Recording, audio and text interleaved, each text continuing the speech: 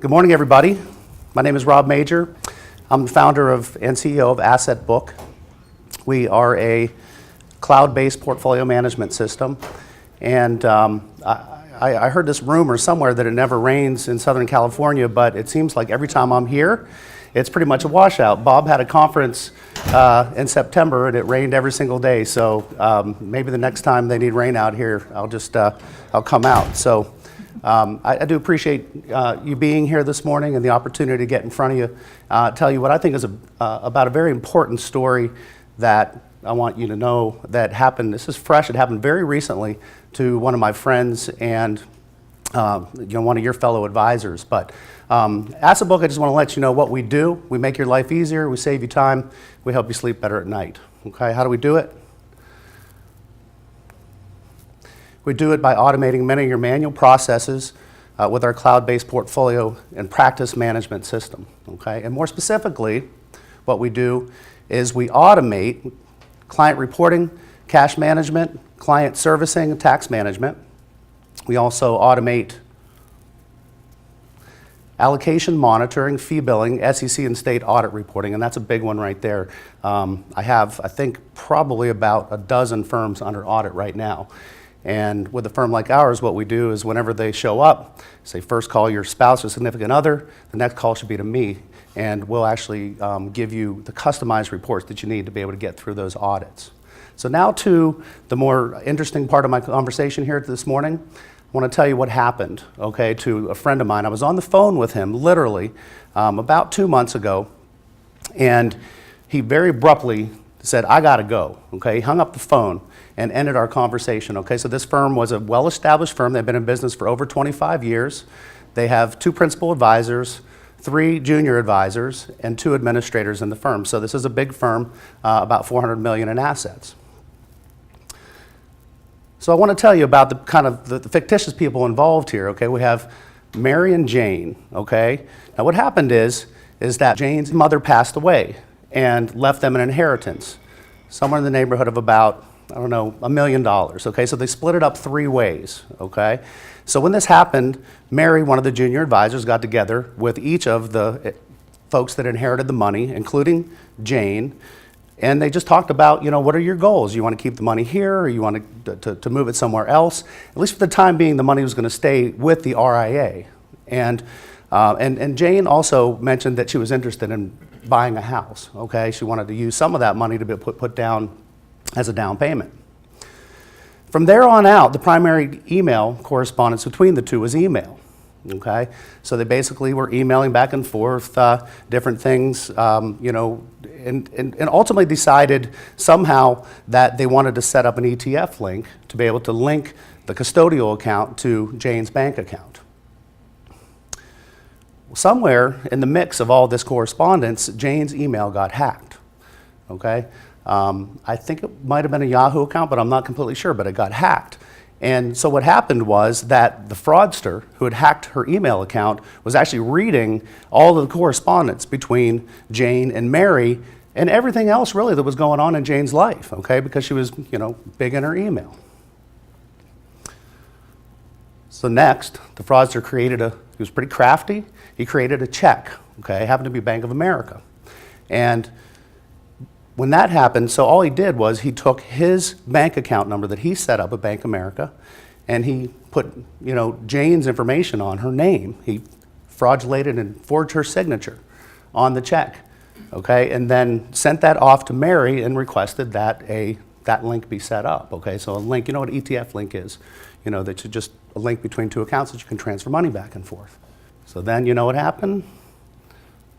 Fraudster requests a $150,000 withdrawal out of Jane's account. Mary sends the money, okay? So that money was gone. And what's interesting is that the technology has basically caused this issue. So technology is here. It gives us so much convenience, right? So to be able to, because in the old days, what we would do is we would basically send a fax to the custodian and say, hey, withdraw this money and send it to her. And then it kind of, responsibility lied more on the custodian, okay? But now that's not the case, okay? Mary and the RIA firm then became responsible for that transaction and that fraudulent action. So It's a false sense of security, I think. I don't know if any of you have it, okay? But this particular advisor and these advisors did. They kind of thought that the custodian would be doing more to prevent this from happening, like maybe a signature verification or some kind of verification before this money went. They're not doing that, okay? So I just want you to know that, you just really can't assume that the custodian's going to do anything because they simply don't bear the responsibility anymore. It's really on you as an advisor. So how do we keep it from happening? This is the lesson learned, okay? First of all, the email, I think given what's happened in the last election and everything else, I think you should assume that email is basically for the public to read, okay? Whether it gets hacked, somebody can read it. This one right here, this point, so you don't really want to send forms that your client can withdraw money out by email. It's a convenient way to do it, but we don't recommend it, okay? Nobody would. And then this is big. Get a verbal verification from your client. And I know we're growing and I know we have a lot of clients, but if you can know your client's voice, okay, spend enough time on the phone with them, meeting in person, that you get a sense of their voice, and that way when they request money, you can actually know that it's them that's actually making the request. And talk to your clients about a multi-factor authentication. Google, Yahoo, a lot of these firms, they all have it. I know I have it on my Gmail account to where, anytime I switch domains or, they'll send you the code to your phone, right? You have to put it in order to make sure they can verify who you are. So talk to your clients about that. Ask that they do that. Set them up, make sure they know that's for their protection. You could also implement a signature verification system or DocuSign can help. This advisor wasn't doing any of that, okay? And next, I love this one because we happen to have such a portal, is use your client portals, okay, which are secure, to store your forms. And then that way, anytime you need to, especially your outgoing money transfer forms, that way you don't email anything, okay? So that's a big one right there. I love that one. So like I said, so what happened with this particular advisor, they had an E&O policy. Okay, their deductible was $100,000, so they basically had to write a check to this client for $100,000 to make her whole, and so they ate that. So they basically, E&O covered $50,000, and the rest. So there's your lesson learned. So I hope you can take something away from this, and I appreciate your time this morning. Thank you.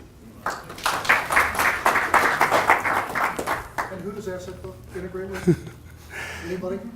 Thank you, Bob. So Asset Book, integrates with all of the primary RIA-focused custodians. Of course, Fidelity, Schwab, TD Ameritrade, Pershing, Scottrade, which is now TD Ameritrade, also SEI. For custodians, we have also a reseller of BIAL accounts, which, that's why I want to talk to the Wealth Access guys, because that's a challenge for us. We're always looking for better ways to be able to pull that aggregated data in. And then we integrate with financial planning systems like MoneyGuide Pro, a few others. Trade Warrior is our preferred trading integration, but we also integrate with a few others. So we're big on integration, and we can pretty much get data from anywhere, even if we have to pull it in via aggregator.